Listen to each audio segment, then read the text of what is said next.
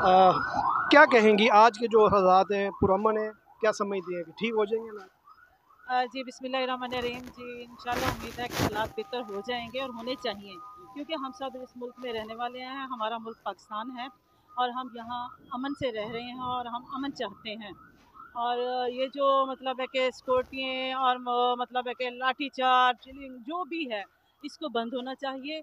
हमारा भी उतना ही हक है मुसलमान होने के नाते जितना कि दूसरों का है, पीडीएम वालों का है।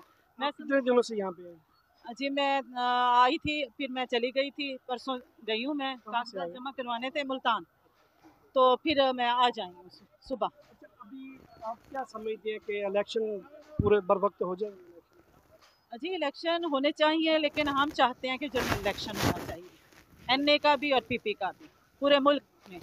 जिससे मुल्क में इलेक्शन होगा, महंगाई ख़त्म होगी, लोग खुशहाल होंगे। हमारा मुल्क है तो हम हैं। इमरान खान वाहिद इंसान है जो कि इस मुल्क का दर्द रखता है और इस मुल्क को वो बचा सकता है। बहुत शुक्रिया जी। एबटाबाद से आया हूँ जी, अपने लीडर की कॉल पर। यहाँ पर हमें अगर अपनी जानों का नजराना भी देना पड़ा इस तहरीक के अंदर, हम देंगे इंशाल्लाह। अपने लीडर की खातिर हर माज पर हम खड़े हैं इंशाल्लाह। खान साहब का घर है ये पीछे, हम यहाँ पर उनकी हिफाजत पर ममूर है। ये जाली इम्पोर्टेड सरकार जो है, खान साहब को अदालत में बुलाकर उनकी जान को खतरा है, इसलिए खान साहब के तहफ़्फ़ुज़ के लिए हम यहाँ पर मौजूद हैं। और इंशाल्लाह जब तक हम जिंदा हैं ये लोग खान साहब को अरेस्ट नहीं कर सकते। हमारी लाशों के ऊपर से गुजर के